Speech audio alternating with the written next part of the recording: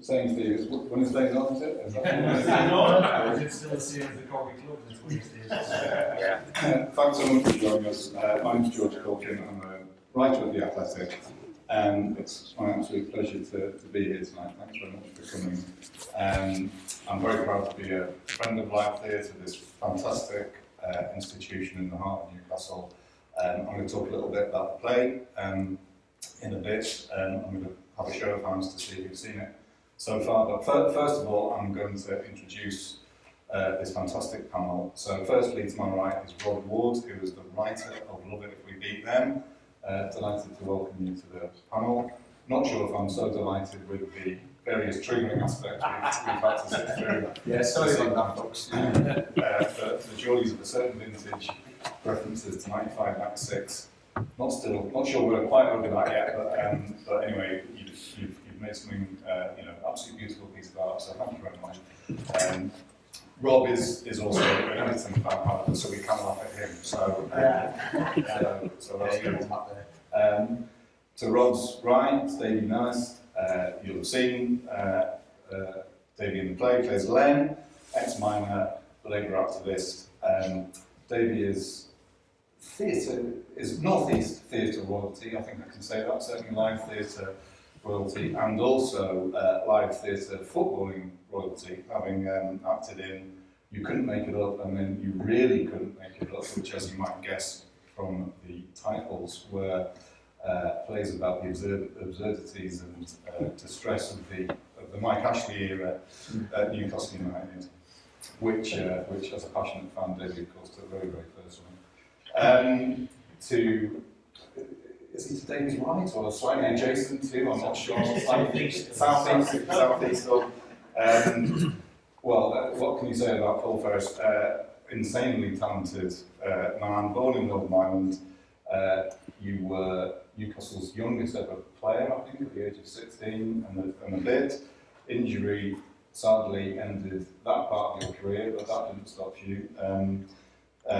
Next became Newcastle's physio, long-standing physio at the time of the play set. Then qualified as a barrister.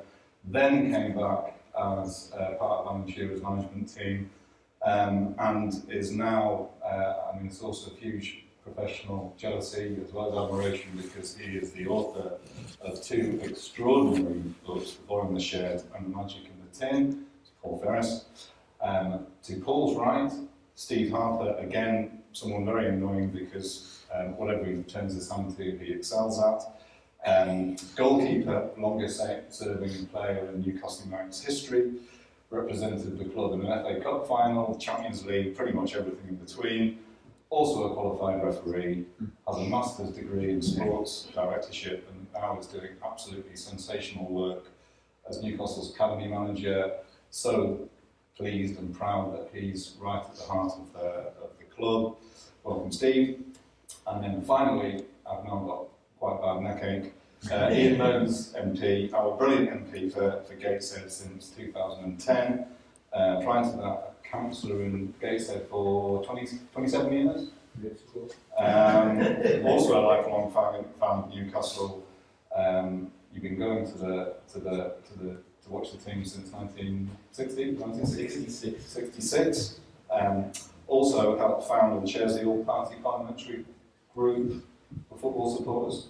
And I was delighted to call in a colleague too on the Newcastle United Supporters Trust pledge scheme, 1892 pledge scheme, which recently donated £200,000 to local charities. So, ladies and gentlemen, this is your panel. Please welcome them.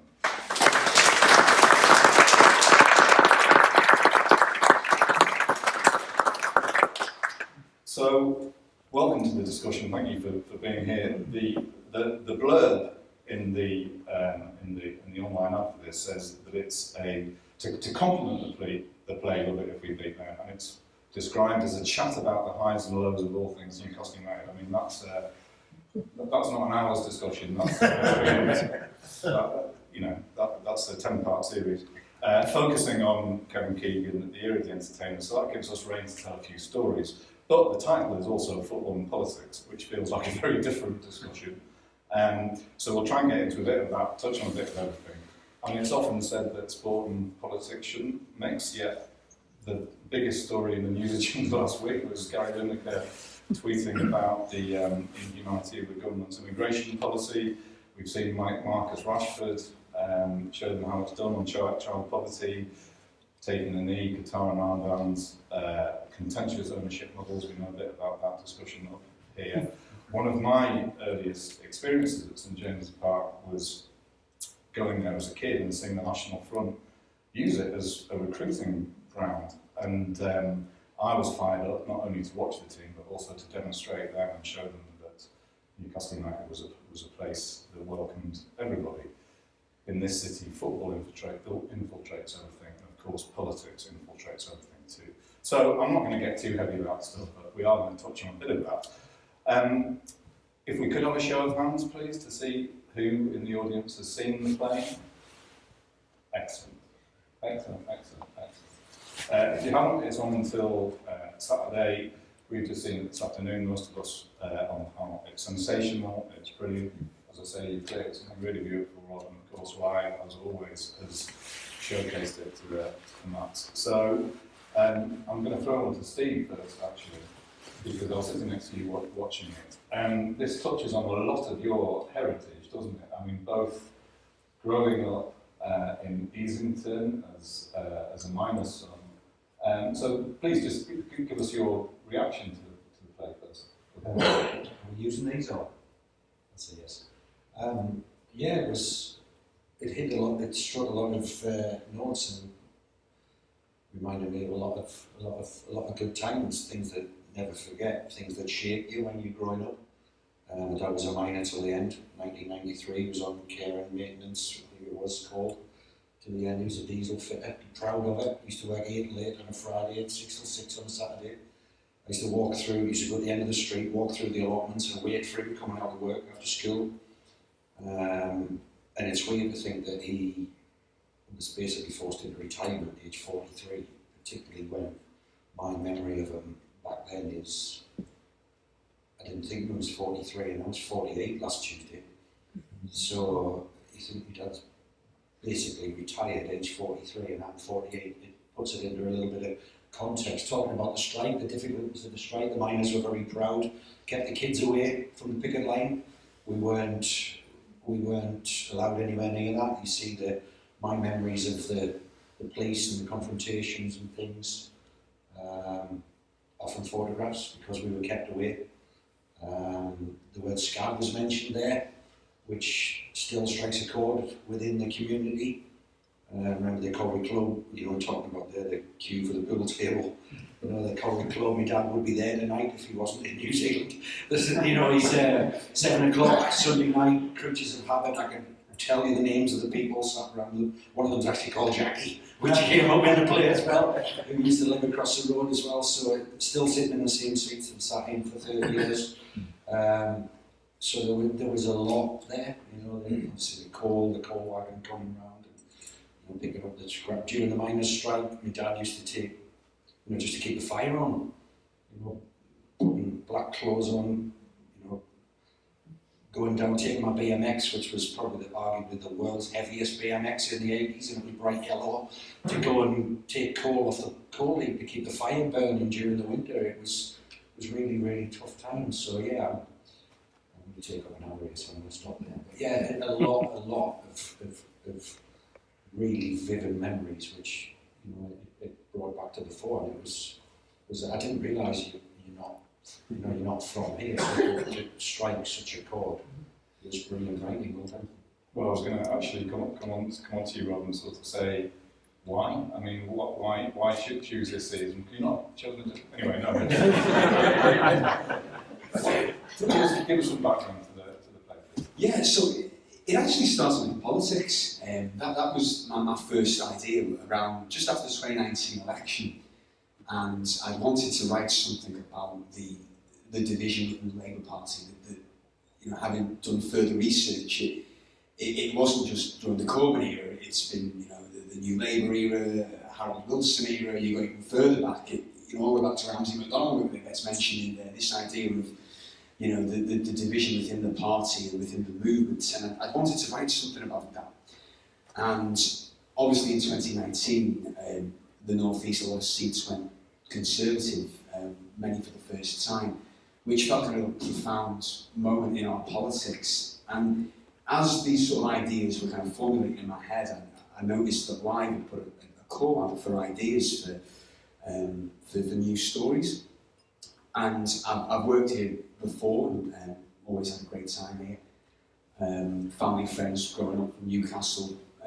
I'm from Liverpool, but I've always felt like there's a bit of a connection between the Scousers and the Geordies. I've always kind of felt that a little bit. And, you know, our passion for politics and sport, and, you know, there's industrial cities in the north of England, and the humour and all of that. And just through that, I started to think about, well, what if we were to set the play in a different era, maybe the New Labour era, and see if there's a parallels that we can draw between then and now.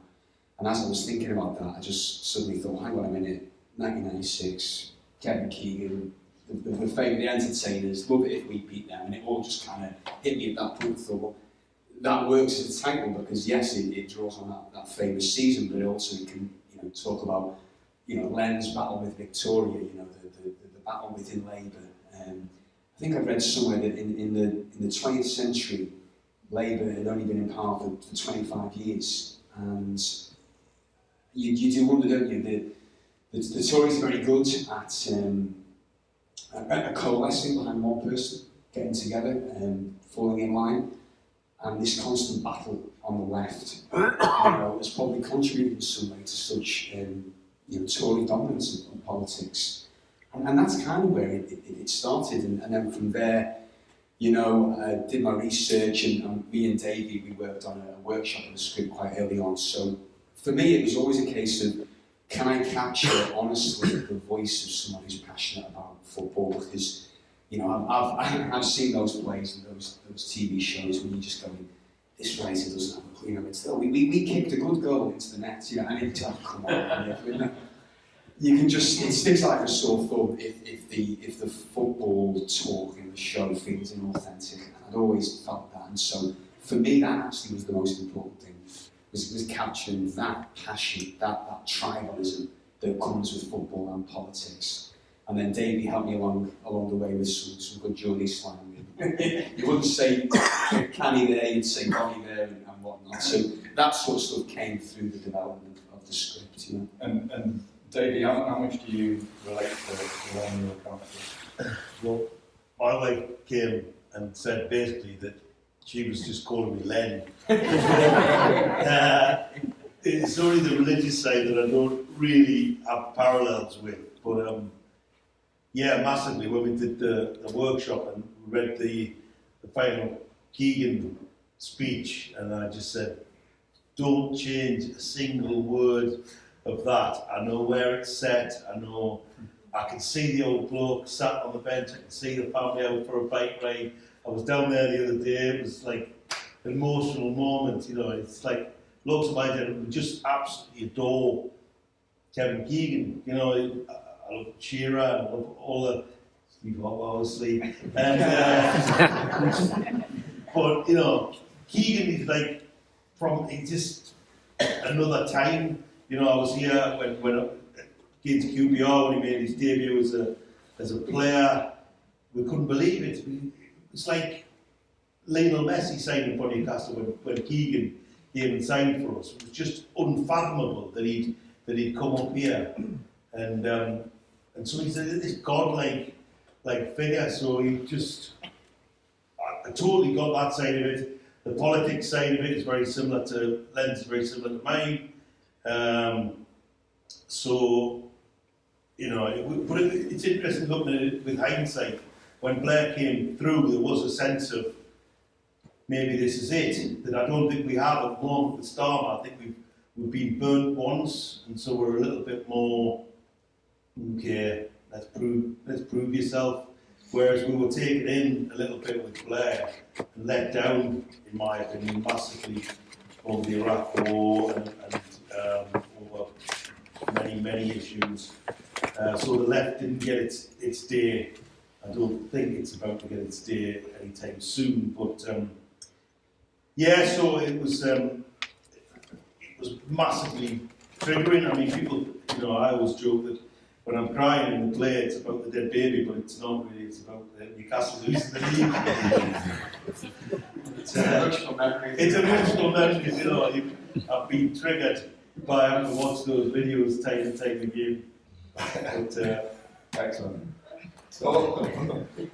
Paul, you were saying that watching the play has stirred stuff in your mind as well about that time. Obviously, you were massively part of the team and the squad at the time. What's it shaking loose from you? I think hope was mentioned in the thing, and I think it was probably one piece of brain around, so and that as well. I'm slightly dumb that's beside you both, but I'll try my best. But you mentioned about Kevin. I was a young boy in Ireland growing up, and Kevin Keegan just caught my imagination. I almost think when people look back at Kevin Keegan and his playing career, even he never gets mentioned in the greatest ever player list. Whenever I was a kid, everybody loved Kevin Keegan, and then he just came one day to Newcastle, and I was making my way as a 16, 17-year-old, and we were in Madeira, second division team, you know, no hoopers, and the manager Arthur Cox didn't come with us. We were all sitting in a players' room having a drink, and I was drinking Coke, obviously it was only a baby.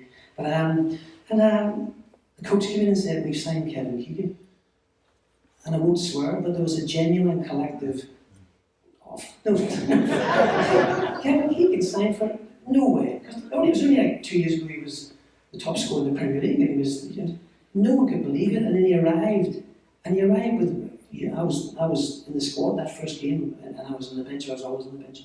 But he Don't bring that up. It wasn't just the playing was one bit, but it was the charisma and the stature of him, which was the other bit. And then to come back, I went off into the wilderness and became a physiotherapist, thinking I was going to work in a hospital. Got offered a job back in Newcastle United about 3 months after graduating, and walked through the door, and Kevin Keegan's there again, just transforming the city, like completely transforming the city. And the bit that resonated with me in the play, I don't know about you're right now whether you know this, but it was the bit about him wearing the cap and the glasses.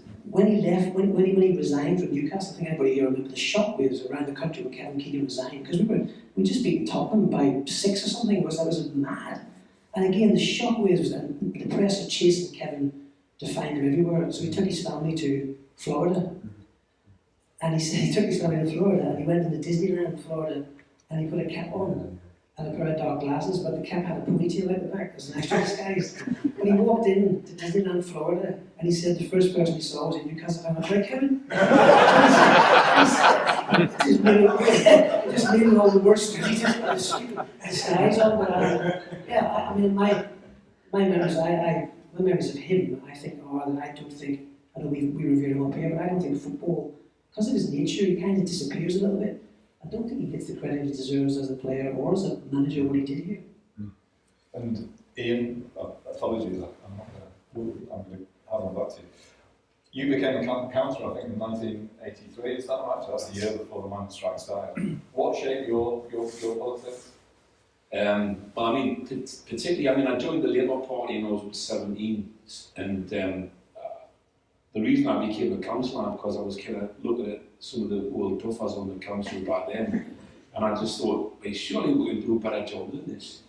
And I mean, they just lacked ambition for the place. You know, I moved to Gateshead in '79, and I became a councillor in '83, and I just couldn't believe the lack of ambition for the place that existed amongst the councillors back then. You know, they were just happy to pick up their attendance allowances, and you know, and you know, I just think that while the local authority did a huge amount during my time there, you know, if you look across the river, the Sage Gateshead and the Baltic and the Millennium Bridge were all built by Gateshead Council in partnership with the private sector, the Angel of the North, and you know, the athletic stadium, you know, all of those things were done by the council. But also at the same time as doing those things, we strive to really improve the public services in Gateshead, and it was about making life better for people.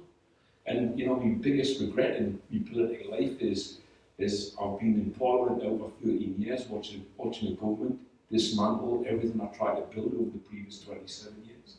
You know, I mean, we took Gateshead from being one of the poorest educational authorities, not just in the North East, but in the whole of the country, to be the best educational authority in the North East. You know, with kids getting results above national averages.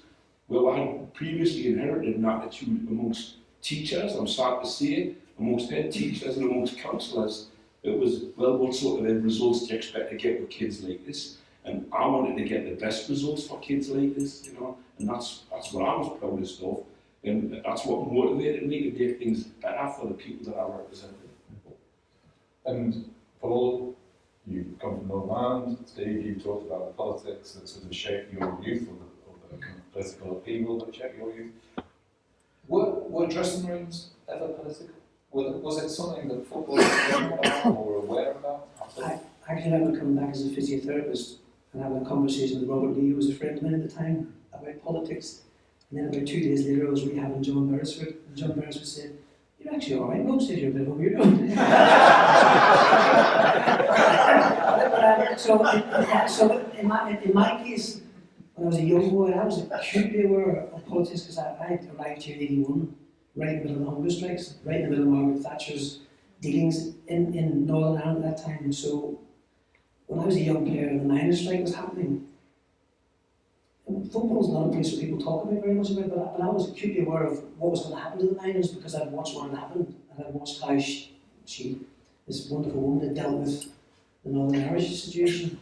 And then when I came back, and apologies for my ignorance, and I feel like I've always been on the left in politics, but actually, when Tony Blair and New Labour came along, it's the only time in my adult life when I woke up after an election and I thought, oh, thank God, here we go. This is something. And obviously, as you've alluded to, we were misled and I was misled. But raise those things at a football club with Steve, you can have a really good conversation. Raise it with the wrong person, and you're a weirdo. Do you agree? Is that? No, I mean, I would probably say the only political questions I ever had were people quizzing me about the top rate of tax.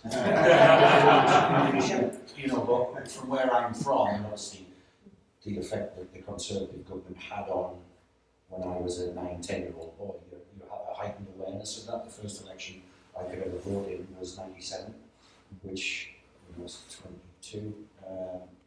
So obviously then, like Paul says, that was quite, the wave of things can only get better, etc. Brings your awareness to that, and then obviously recent events. The mess of the situation at the minute, you can't help but have an awareness of it because it's important, and I think part of the problem that politics has at the minute in that there's a detachment from people that just think almost, see, but obviously think, well, they're all the same, and the public have become detached from it, whereas to hear Ian say that for the right reasons and the right cause, people need to hear that more rather than the scandals and the drama that's going on in and around it at the moment as well, because the right to vote is very important, and people should feel that when they do, that their voice is heard. And then to reverse that question, or to that point, I'm going to ask Rob, David, and then Ian to talk about how you came to football, or how football came to you, or if you had a choice. Yeah, well, no choice for me really. It was just, but the thing with me was, I'm the eldest of four, and my mum and dad, most of my family are Liverpool fans. And when I was born, my granddad was an Everton fan, and he was a big wind-up merchant. So he had me basically as a little baby, bouncing me on his knee, teaching me the Everton chants. And the mum and dad were a little bit kind of casual about it, like, he'll see the light, he'll be a Liverpool fan. But I'm quite determined and stubborn when I want to be. So that was it then. At that point, I was an Everton fan. So when my next brother down from me was born, my dad was there with a little Liverpool kit in the maternity ward. He wasn't going to let that happen again. But yeah, it's just always been. I can't imagine not being, a football fan. And the thing with Everton, the situation has just been so miserable for a couple of years now. But you can't disengage from it. You feel like you come back to us with another 12. Yeah, that's right. And so for me, I kind of go back to what was important in the play was capturing that sense of just how much this means to people. You know, it really does. And yeah, that was always in the forefront of my mind, you know, writing this script, you know. David? I think like everybody, you grow up wanting to be a footballer, don't you, and not an actor.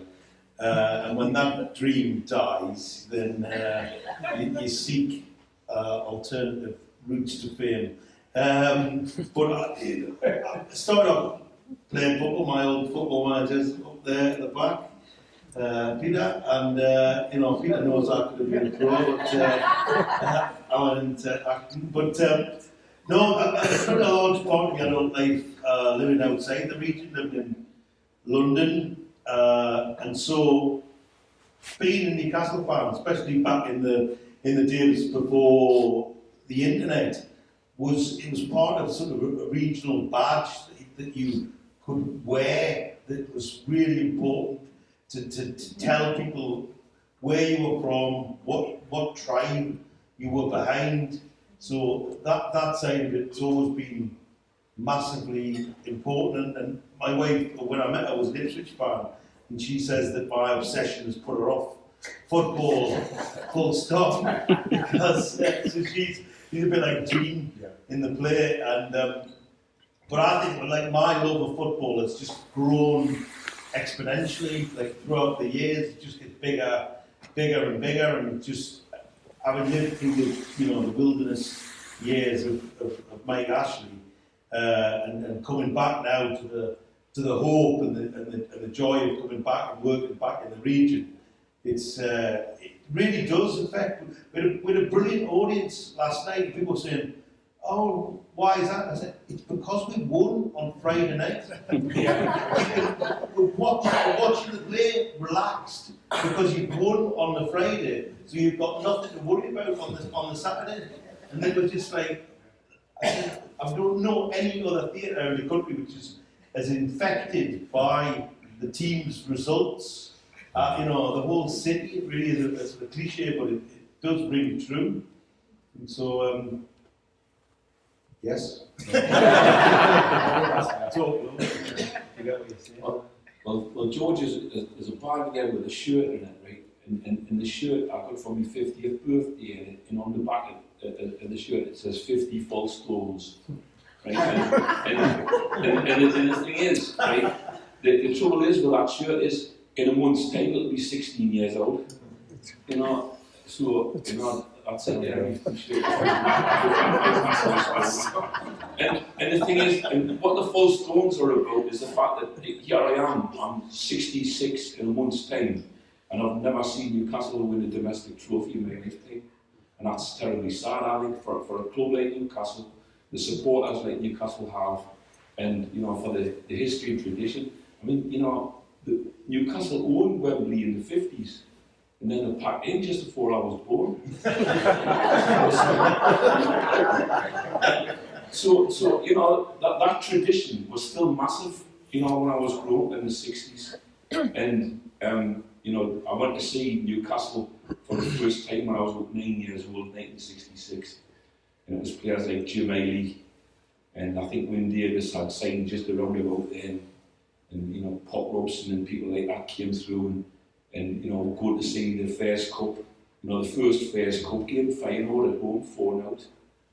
Unbelievable, just unbelievable, and then, actually got a ticket for the final. My granddad got me a ticket for the final, the first leg, when we beat Uchpest at home, 3-0. And, we couldn't believe Bob Moncur actually scored goals, and it was just like fantastic. And then, we went and won the away leg, having been down 2-0 at half time. And it was like on a scratchy black and white television, just watching a bit of highlights of it, really late at night, but being allowed to stay up and watch it. And then, Newcastle being down 2-0 at half time. And apparently Joe Harvey's team talk was, "Wait, man, I just followed us, man, get a goal, man, we'll keep it."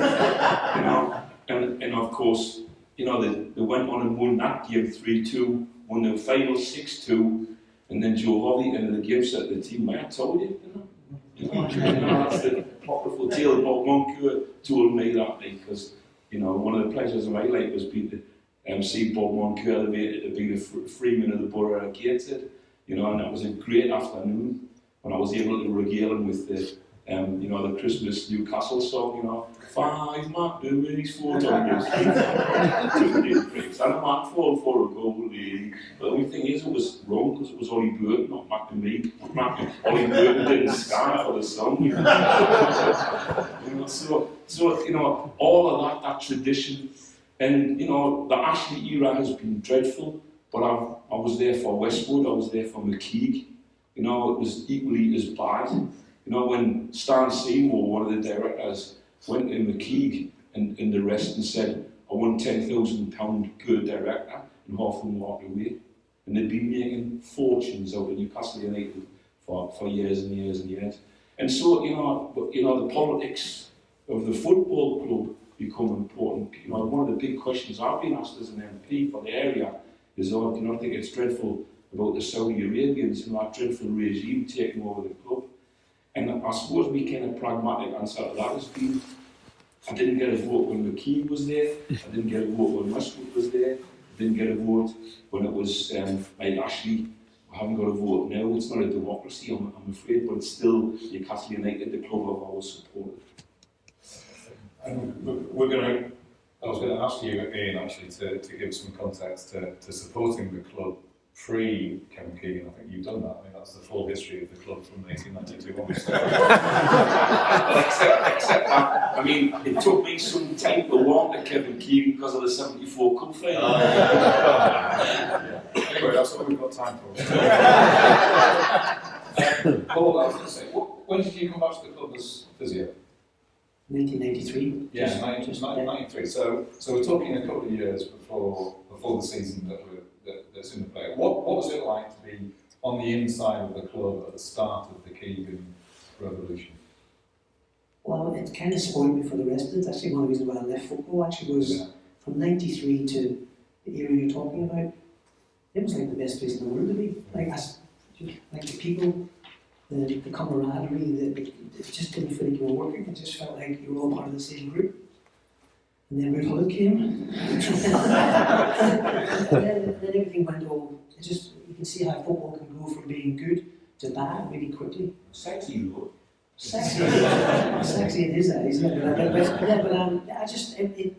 I guess as a physiotherapist at a football club, you're a very small cog, but actually, you hopefully back me up, Steve, you're quite an important cog as well, because it's kind of the heartbeat of the football club, and you gauge the mood of a football club and how it's turning.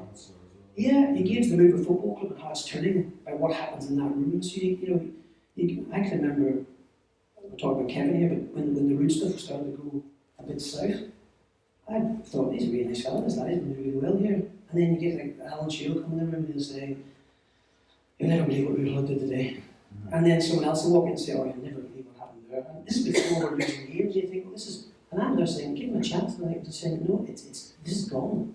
And it goes like that. Kevin had this mastery of just making everybody feel like they were the most important person there. And that's just, I think that's an innate ability. And you say the season that we're talking about here, that 93 season, we just come up, we finished third. And then the next season, I think we dropped off to fifth, and Kevin wouldn't walk around the pitch because it was failure. You know, I think, failure. And I used to go to a local pub, and there was a guy who used to stand at the end of the bar, he's probably still standing there tonight. And you'd be second in the league, and you'd drawn at home, and you'd just be there, just sit and go, shite this, isn't it? And I'd say, no, this isn't shite, this is great. He'd be like, this is great. And we moved forward to Europe, and then you know very well Bobby Robson. I can remember Bobby Robson the day he left the football club, this really proud man coming into the treatment room and saying, what did I feel? And genuinely, I'm thinking, I'm going to say that. I said, this isn't failure. This is a million miles from failure. In 10 years' time, this is success. And he's like, really? But he had that doubt because he hadn't achieved what he wanted to achieve. But for Kevin and Bobby, I always hold here. And the rest of the people I work with as managers, I kind of hold in various degrees of here, and getting them in. I agree. You'd run through brick walls for them. You would. And Kevin laid up the city, didn't he? Not just the football club. And the football club, as we're seeing in the minute, fuels the city. the feel-good factor around it. I never forget, I signed my dad, when I came up to sign my first pro contract, my dad was in the car and I asked for this son, I asked for that, this, that, the other. And Keegan and McDermott were there, and he came in, my dad never said a word. And so I sacked my dad as my agent. Kept the picture, still got the picture, I think it's in, so, you know, Kevin's got yellow shell suit trousers on. I'm terrible with his curly perm. But he made, like my first year in '93, I broke my thumb, ruptured my ankle ligaments, but, you know, I blame the physios. But, you know, just your attitude and being in and around it made you want, I was probably lucky to get a second year, but it made you feel 10 feet tall, when head tennis for them every morning in the turn. But he just lit up the room, he filled the room, you knew when Kevin Keegan walked in the room. It's funny what you said about my son in the deli in Darussaul about 10 years ago with his sunglasses on. So that made me laugh as well. All right, Gaffer. They'll always be there. And Paul's right, you know, Keegan was impossible to follow. Kenny came in, everybody thinks, all right, sort the defence out. And in the 95-96, they only conceded 2 more goals. Man United, and everybody thinks the defence cost them the league. It was always going to be hard following Kevin, and then Ruud came in as one of the world's best footballers, but and you would admit it, if he was here really arrogant and confident and picked the wrong fights. And then Bobby came in and it was a little bit like what we've got at the minute, you know, somebody who got Newcastle United and could help pull it back together and ride that crest of a wave, and obviously the expectation came with it. And then you finish 5th, and you know there's 10,000 people there at the end of the season, and the expectations rise with it. And then sacking Bobby led to a hell of a long period of, I think, of really dark times compared to what we're experiencing. I think it's really only now, aren't we, that we sort of appreciate fully what he did in terms of restoring the club to what he always thought it could be and should be. I can remember, Jordan, I'll take too much of your time, but as a physiotherapist, the one thing I never did, because it wasn't my job, was to comment on players' performances, because Steve has to trust that I'm not carrying tails back anywhere, so all I ever wanted to be was a physiotherapist, and we go on a Friday night, always players would go to bed, and then the staff would sit and have a few glasses of wine.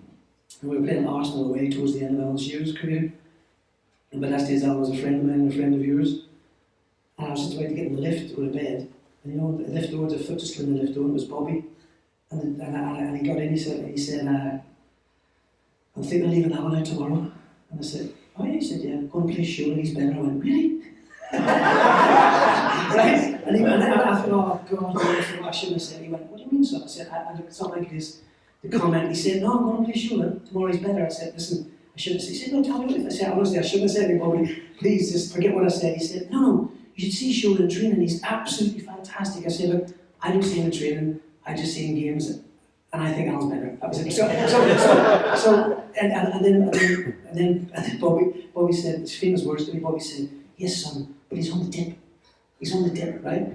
So that was that. So the following day, we're walking in mid-Primrose Hill, and I usually walk along, and Alan would walk along with me for a chat. I knew where Alan is, I'm going the other way. And he came at the end of the walk and said, what's the matter with you? I said, nothing, I'm not playing, Alan.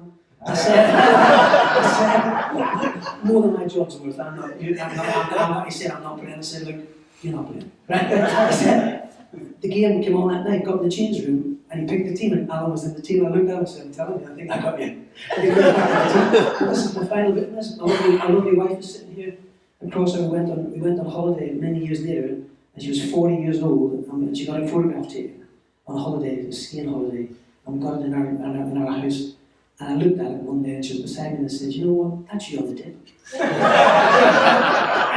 and she still hasn't been here. And then, well, she knows you get to that age and you're never going to have another foot like that. I think you should probably So on Mother's Day, we're all reviewing the best Bobby stories. There's a few of those.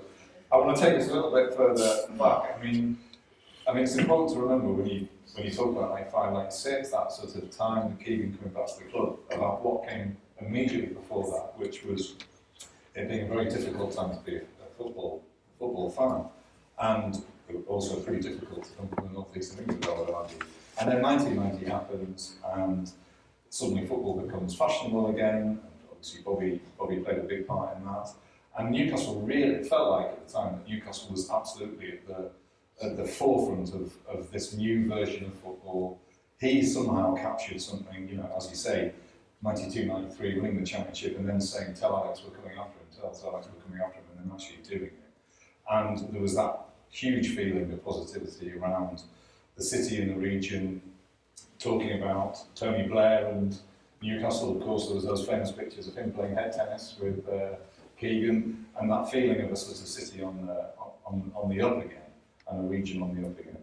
I mean, that was my first move into football journalism. I'd been a season ticket holder, and then suddenly I was going to Newcastle and interviewing footballers and interviewing Kevin Keegan and all the rest of it. Couldn't believe it. Totally spoiled that for the rest of my life as well. And I will always think that that's the Newcastle that Newcastle can be and should be. So, Davey, I'd like to ask you a question about. Do you have that same sort of feeling about Newcastle that we saw? I mean, was that era, I don't mean a fluke, but because we saw that and were part of that, and it felt so vivid and beautiful, has it sort of ruined the rest of our lives? It certainly ruined the last sort of 20 years or so. I think we just know immediately when someone comes in and they get it. And I felt that straight away about Eddie Howe. You know, it's such a thing. I was looking at, you know, Unai Emery the other day was, you know, supposedly the first choice for the owners, and thinking, oh, thank God that he didn't get it, you know, because it just sort of through a fluke or whatever that Emery turned it down, and Eddie Howe came in and just immediately got the city. And it's not even just about getting the, you know, you know much better than me, but you go, it's not about getting the football club, it's about getting the city. When the new owners came in, and Amanda Staveley came in, and Murdoch came in, you think, wow, then you know, you're suspicious at first, and you're thinking, well, what's in it for them? What's in it for them? And then you see how they've acted. You know, the owners were undercover in Trafalgar Square just the other week, and you just think, no, they get it. They absolutely get it. So it's just that, you know, it's the hope that kills you, but you just think there's reasons to be. You know, when we lost at Wembley 2 weeks ago, there wasn't the despondency, because there is the feeling that we will be back there soon.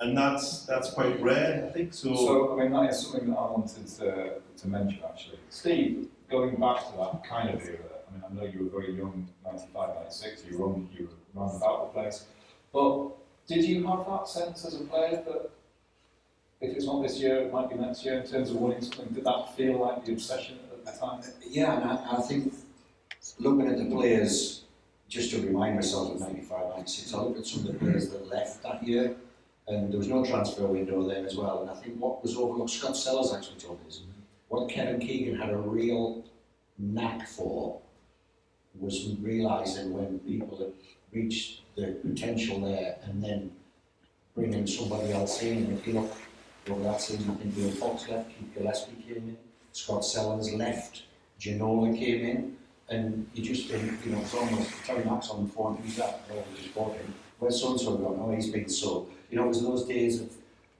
no transfer windows, so there was a real turnover of players. But I was there at the time, and it was just how it was. You know, we had really good players, really good front foot, positive football, and players were arriving all the time. But it was Kevin who realised that, right, Real Fox has reached his maximum now. We need more, you know, younger, more pace, more direct. Keith Gillespie, Scott Sellers was excellent for the club, really good. Wonderful left foot, but we need something, you know, maybe a bit more, you know, technical flair, or somebody who, you know, can take people on, whereas Scoop was, you know, would keep the ball and put brilliant crosses in, but it was almost like an upgrade, you know what I'm saying? And Kevin had a real eye for that, but when you're in there, you don't realise that. And I think that was what was good about it. It was just the vibe, not just around the football club. I mean, training at Newcastle was 2,000 and 3,000 people around the five-a-side.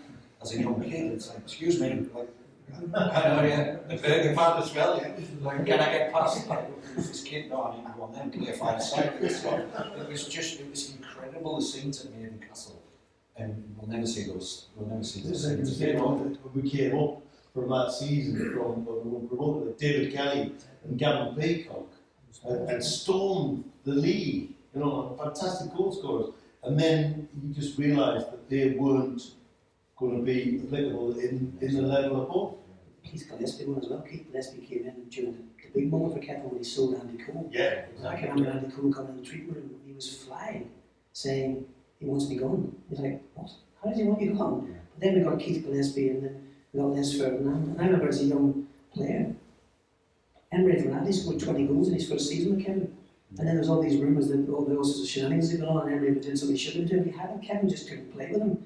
So Arthur got rid of him, and then came Peter Beardsley. Well, who would argue with that? No, it's that kind of force. Scott Sellers was sitting when David Ginola came in. Scott was a really clever lad, nice lad. David Ginola did a couple of turns in the middle of the game, and he said, "That's me gone." Because David was an upgrade on Scott, and Scott was brilliant. So it was just, yeah, he had that year. That foresight was his strength. I think the big, so the second time when Kevin came back, that's when but I remember I was sitting, you know, there was Sky were torture, we didn't have a manager, there was somebody inside the training ground, outside the training ground, top of the drive, bottom of the drive, it was ridiculous, and I was sitting, we played Stoke at home, I think it was, pre-match meal, breaking news, Kevin Keegan's to become the manager of Newcastle United again, and I didn't even start my pre-match meal, and my wife said, what's the matter with it? I said, nothing, I'm going to the ground. I just had to get there knowing the effect it would have, and I mean, we were queuing around the stadium for tickets, and what a special vibe, and that crest of the wave was there again to be ridden, and sadly it didn't materialise. I mean, Paul mentioned Arthur Cox. As a young man, I was terrified of Arthur Cox. I mean, terrified of it. Used to travel on the buses. As a youngest lad, Bales, the young lad, get the drinks in. And used to drink hot water. Would you like hot water? If it wasn't, used to let you know. But when Kevin came back the second time, I got in the team and done well. But I went to the coffee machine and Arthur Cox walked up to me and went, "You done well, son. You done well." And I nearly passed out. To get a compliment from Arthur Cox was like unheard of. Arthur Cox was my manager when I was a young boy, and I couldn't even breathe when I was in the room. I thought he was ex-military. He just looked ex-military. And I remember once when we were young players, me and a young lad called Neil MacDonald, we were in Hamburg, and Kevin Keegan comes, so we go back to Hamburg, and we're on the top floor of this posh hotel, only 17, and we're looking out over the window, and there's people sunbathing, and some of the women might be topless, I'm just saying. We were just having a little... And your mum did, Paul? No, we're all really young. So we just looked over the top, and Arthur just came in between us, and he just got our heads, and just bang together, and he said, "There's nothing down there for you boys." It was that kind of thing. He said, "Listen to me, I've tried a lot, jumping off wardrobes, swinging off chandeliers. None of them beats a good cross and a good goal any day." So the same man's in his 80s now. I had some health issues. I don't know, Arthur Cox phones me once a month, once every 2 weeks to ask how life's going and how things. And I think that's actually get emotional. I think that's a remarkable thing.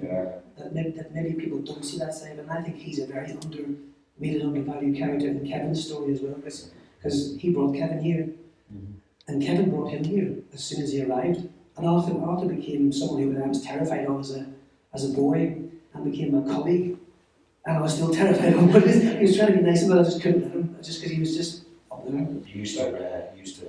So we had some young lads in and around the squad who, the Monday night was the big night, and they were still producing the goods, so you couldn't. But he used to say, he used to walk past and sort of. Being out drinking the night before, like you've been fighting the enemy, son. That's what he used to call it, the enemy. He had that fear factor, and he was almost a bit like a policeman for Kevin, with that seniority, with that presence.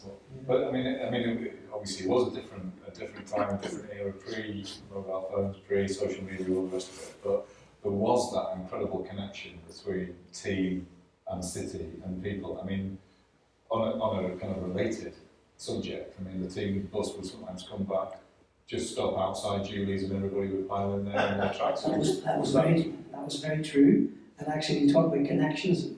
We'll talk about Kevin here. You go back to Arthur's time. When I was a young boy we used to go on the 125, not on the bus, 125. And if you were 13th man, which I always was at 17, there were no kit men there. Kevin would be playing cards with Emery Varady, Mick Martin and Terry McDermott. And I'd be sitting at the table and say, young, can you go and get his bacon sandwich on the buffet cart? Here's the money. So off you go in your Newcastle tracksuit after a 3-0 defeat to Charlton to the buffet car. There's about 150 Geordies at the buffet car, and they're like, oh, young, tell him for good shit, tell him he's fucked doing it. So I come back with a bacon sandwich for you, and I'd say, there's your bacon sandwich, and that look up there that says, your shit head, here's one pushing his face against the window says, but genuinely, Kevin's connection with the city was instant as a player, and I think he remembered as a manager, because when he came as a player, you remember the Breweries had to pick up half of his salary because he was a huge deal. I think it was first £3,000 a week footballer at the time. Steve just shoved change for you down the side of it. But yeah, and we all had to go as young boys to talk about it before. We all had to go to presentations, and you do this presentation and connect with the city, and you get a 25 quid Newcastle Breweries voucher. So I'd go home every Christmas with my family, my mother and father, just bottles of whiskey, bottles of gin, but because of these vouchers. But it meant that you were going into the city on a Sunday night. They'd come around and say, it's your turn, you two this week are going to Wall's End, you two are going there, you two. When the new people come in, the first thought I had in my head is, if you have to connect with the city as well as do all the things away. Mike Ashley was the least connected person you're ever going to meet with the city. He just didn't get the necessity of connecting with the city, which I find bizarre, because that was Kevin's great strength. And that team in 1996, he managed David to us. You know, David had an ego the size of France, but an amazing man, and he fitted right into that team alongside lads from London, Robert Lee, Les Ferdinand, people who say, you know, it's only copies, nonsense. They like people with passion, and Alan, and those people, and Kevin managed all of those things in that melting pot. But he made them all get the city. And I will stop talking about David Ginola, easily the most handsome, definitely not the tip when he came here, seriously. And we had remember the facilities in that 1916 had, were Durham University's training facilities, they were dreadful. Our treatment room was a little room knocked into another little room next to the coach's room. There was nothing there, we had no gym. So David Ginola, who was the same age as me, and I'm maybe 30 years old at the time, so was he. And he'd come in after training, I don't remember this, he'd come in after training, take his shirt off, and just start doing dumbbells while he's telling the stories. And there's this body right there, and you're like, and I remember once just said, David, you know, I speak a bit of French too, you know. And he said, do you? I said, yeah, talk about training. But he was like, oh, like, but Kevin managed amazing egos, you know. Tino, late for every day in training until the day was an hour early because he didn't know the clocks had changed. We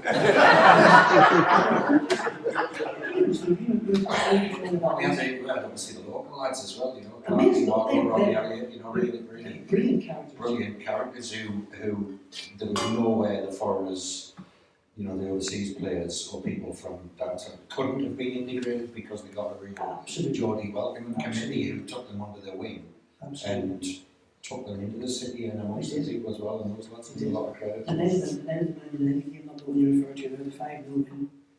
I went with Steve Howley and Steve Watson, the Lighthouse family. Don't judge me for the musical taste. Went with the Lighthouse family afterwards, and we just straight after the game, we went, and the guy who was playing the keyboards walked into Newcastle United top, and he just said, "This is the best day of my life. I don't care how this game goes." Just because the city was just alive.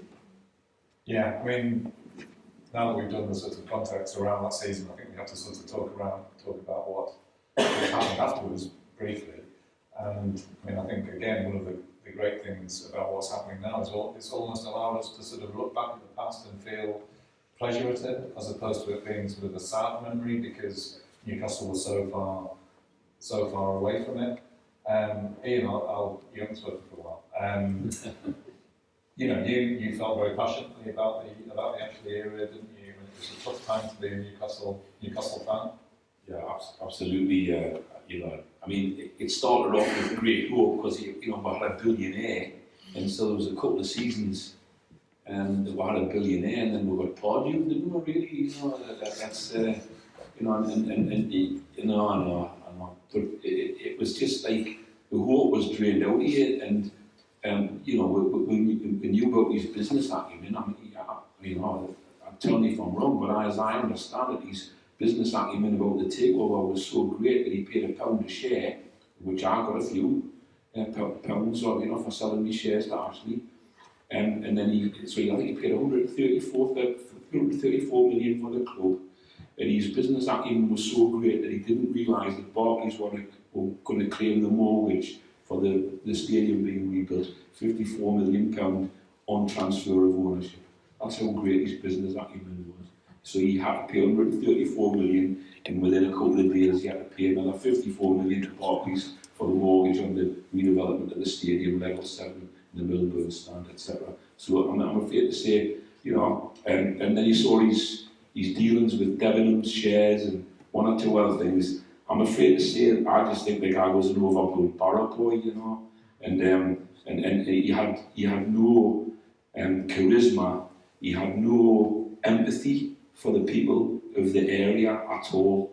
And I saw in business papers at the time when he took the club over that he regarded the Newcastle United fan base as an asset to be sweated, and that's exactly what he tried to do for the entirety of his tenure. And I'm afraid to say, no regard for the guy whatsoever. I'm not going to go any further than that, but it's probably worse than that in the private film. Davey, you played in Mike Ashley, didn't you? I did it in the second play, yeah. You really couldn't make it up. How did you get, as a Newcastle fan, how did you find that? How did you get into that role? So they say you've got to like or empathise with every character that you play, but I think that was the exception.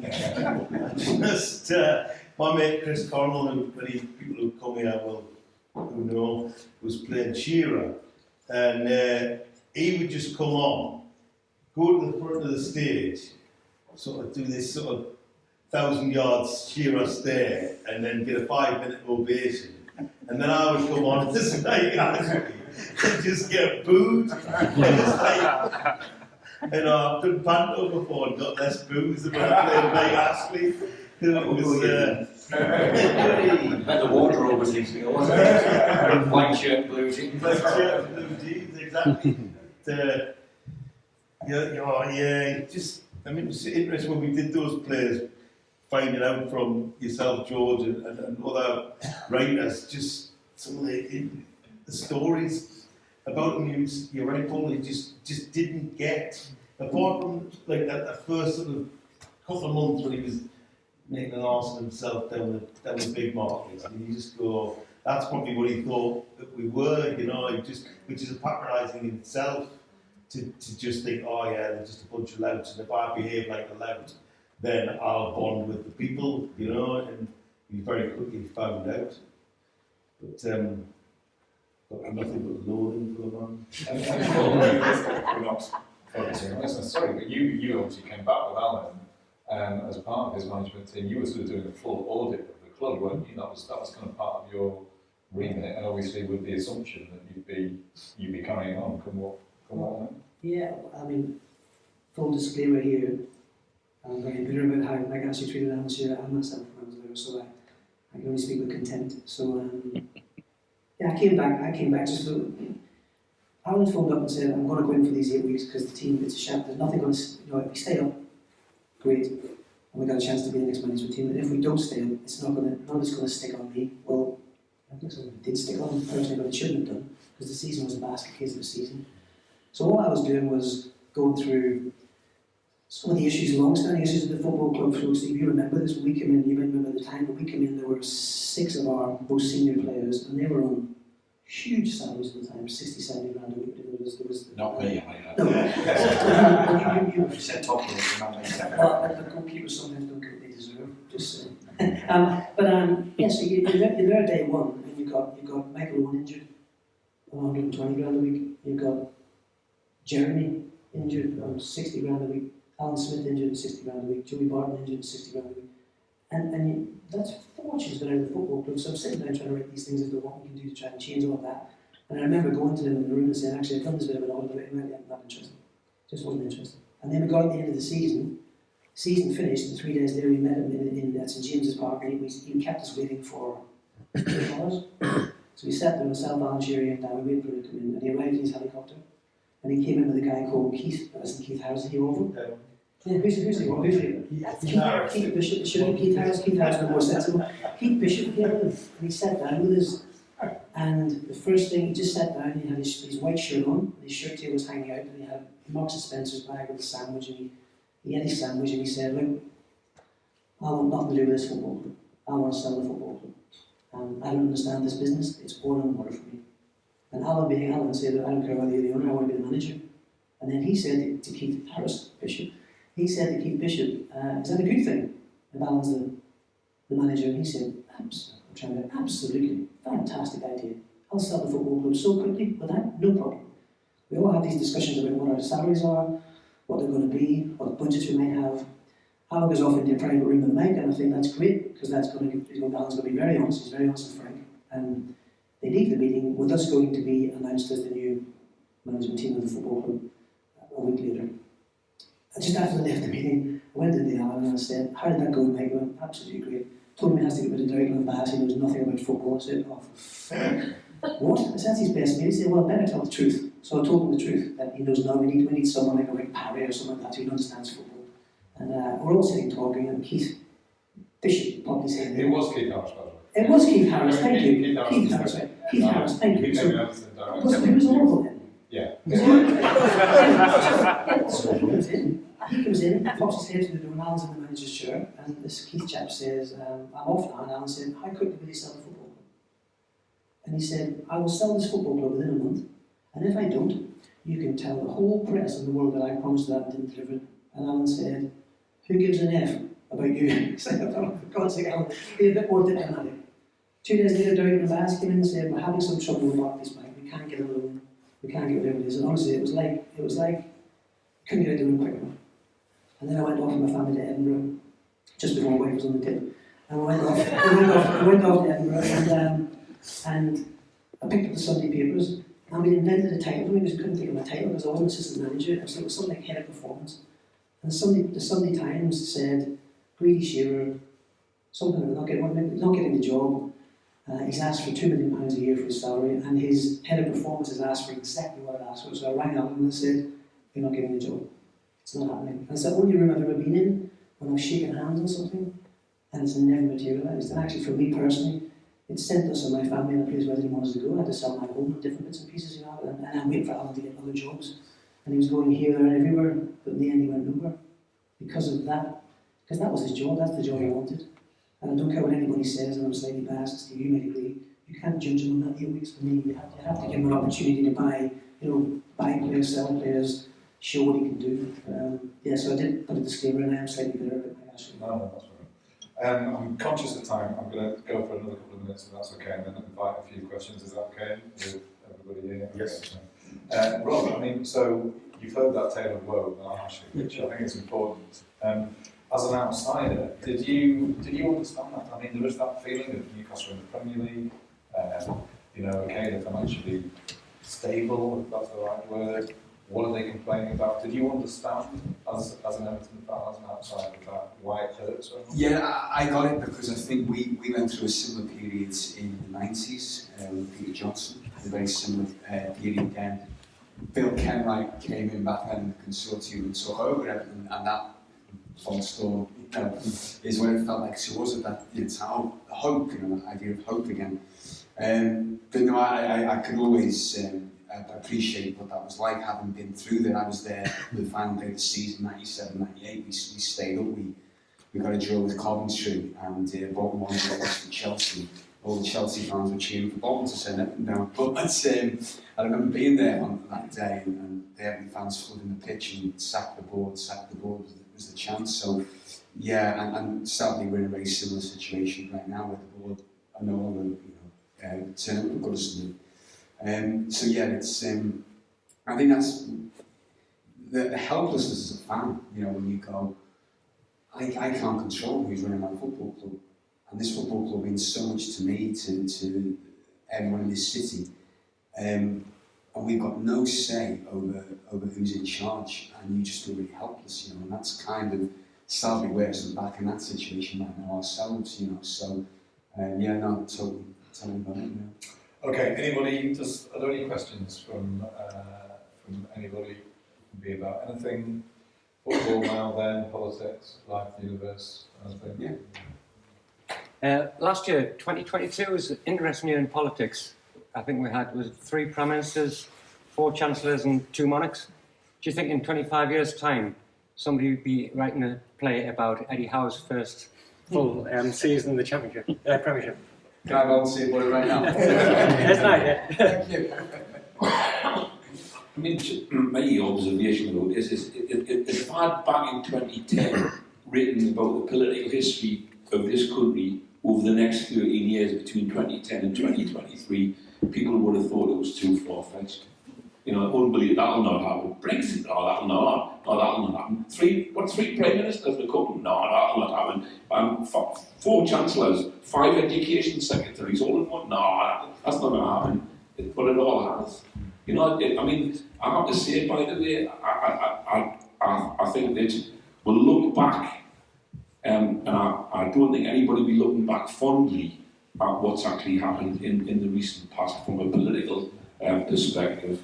But it's just got progressively worse since 2010 to now. And, you know, from my perspective, giving the people a chance to vote for something different just can't come too soon. But, you know, I think what we can't have is a situation where political parties that want to oust the current government go to the country with kind of vague aspirations.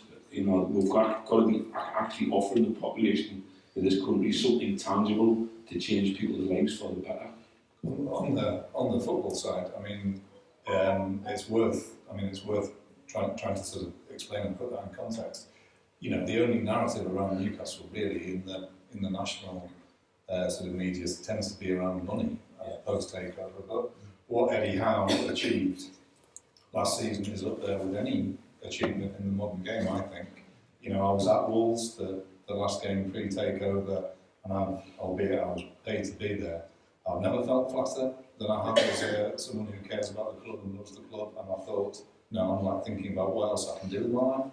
And I know from people who were in the away end then to get from where they did to where they finished up was absolutely astonishing. And it's you know, that was an achievement of coaching. It was an achievement of sensible signings in the transfer market, and somehow all aspects of the club which has been divided coming together. It's politics with a small p, isn't it? Oh, totally, yeah.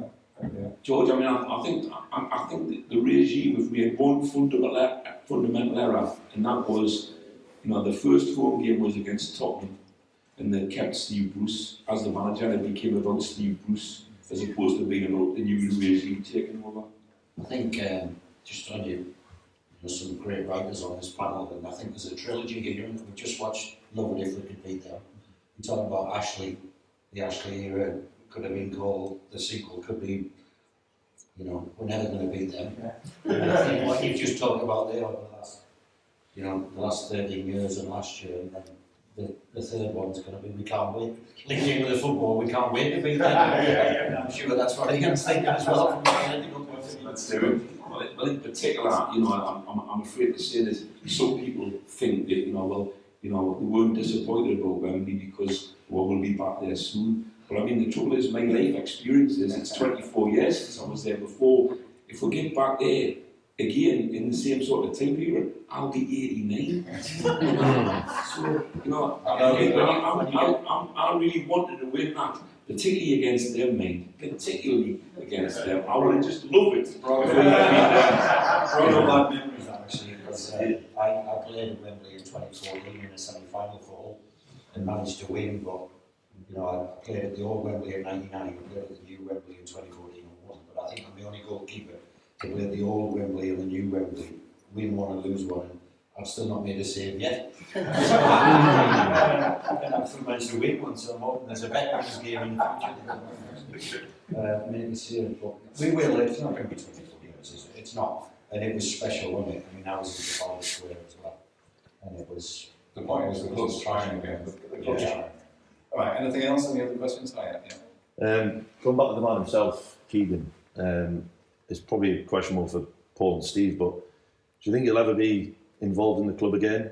And what will that look like? What will he, what would that role look like? And I think, I despise Man United as much as the next person, but thanks.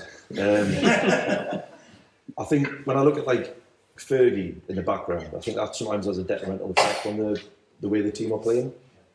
Sometimes when you have like legends like being too involved, and I wonder what if Keegan did ever come back. I don't know if you're still in touch with him. Maybe that's not for me to ask, but I saw him about 6 months ago. He did a dinner at South North, and he was quite reflective. I think he's in his early 70s now. I think he talked about COVID. I think he lost some good maybe close friends or people hanging around, and he was quite, I think I got the impression that part of his life is a special memory, and as it is for us all. Mm-hmm. But I got the impression, I'm sure he would have been asked, because, I mean, the statue of Kevin Keegan certainly wouldn't be out of place on such a spot. But I got, from speaking to him, and just talking to him, and he spoke my wife, and some kid was there who used to be his secretary. I just got the impression that, he's almost he's at peace with that, and his legacy is enormous. And I just got the feeling that he's moved on, and he's happy with his enormous, and significant contribution to Newcastle United. I may be wrong. No, That's the impression I got from him. I would agree with you totally, and I think you think he may have been asked. It would be unbelievable if he hadn't been asked by this regime to be involved in some kind of ambassadorial role or whatever it is. But actually, the type of man he is, I don't think he's someone who wants to be wheeled out on a Saturday just to sort of do that and go back in again. I think if he was to come back, he'd want to be the manager. That's or not more at all. That's spot. I mean, they have talked to him. They have approached him, as you would hope that they would, and you would expect they would, as they did with Alan. They've talked to Alan. It's exactly that, Paul. He wouldn't just want to be. I mean, I would love him to come back and get the reception he deserves. I think it would be an extraordinary day. He should have a statue. He should have something named after him. He should have that kind of thing, because that's his contribution. He's just not interested in that kind of thing. But yeah, they have talked to him. And one of the great things about the club now is how they are reaching out to people who've been involved with the club before, whether it's players, whether it's others, and that's really important, because fundamentally, what is it all about? It's about people, and it's about people who've contributed, whether paying through the turnstiles or pulling on the shirt and being part of it. And it does, in that sense, it is a club again. Yeah, back there, very back. I just think the people on the few points that have been balanced, and I think Dave's right in this. Work with you and I think we missed a bigger long contract. After what's going on this weekend, I think that was going well with this. But I'd also like to pick up on what Steve said and Paul said about the Tyne and sharing for 8 weeks, about the players we had that weren't fit enough, and the salaries we were. I was in Villa Park today with that relegated, and that hurt, knowing the salaries we were. I don't believe the players on the pitch performed to what they could have on that day. That wasn't just my opinion, it was the opinion of everybody that's in the crowd from Newcastle perspective. My main point is what Mr. Mearns has said. They're obviously very proud of where you've come from and what you've spoke about, what's happened with the regeneration of Gateshead. It's been excellent. I go to the stage every week. The whole area is superb, the music centre is brilliant. But I think, looking back again, what everyone's saying, we've got to agree, this area is a hotbed of soccer. But Arthur Appleton wrote in his book. And like our friend who were there from Liverpool, we've also got two massive teams in this area. We've got Newcastle United and we've got Gateshead. I always think maybe I was going to mention Sunderland there, but I'm pretty lucky nowadays because I go with friends to watch football at all levels in the North East. I'm not going to a lot of clubs I watch Gateshead a lot. And I'm very sad at what's happened to Gateshead. I'm very sad that the facilities have got the play, which is, to be quite honest, is quite disgraceful. The only improvement that's been made at Gateshead in the end is an excellent job of reviewing the pitch for a period of years. I have to play all over the North East. I don't want to digress too much away from Newcastle United, but we've agreed the area. You know, this is a massive footballing area at all levels, and it always will be. But we need to look after the second biggest club as well. You know, and I'm not going to put you on the spot at all and ask you what you're going to do, but I'd like you to remember that a lot of people do go to Gateshead, and also Newcastle United now have a loans manager, Shola. Steve Harper looks after the academy. Gateshead live on loan players. And there's one club in the North East who stepped forward over the years regularly, and that's Middlesbrough, who supply the non-stop supply of really good players. Sadly, the other lot from their side, there's not one player that's come up with their own loan to Gateshead. That's good enough to play junior football. But Middlesbrough have, but Newcastle United haven't really stepped forward with anything. What do you think of that, Steve? Do you think that could be improved on?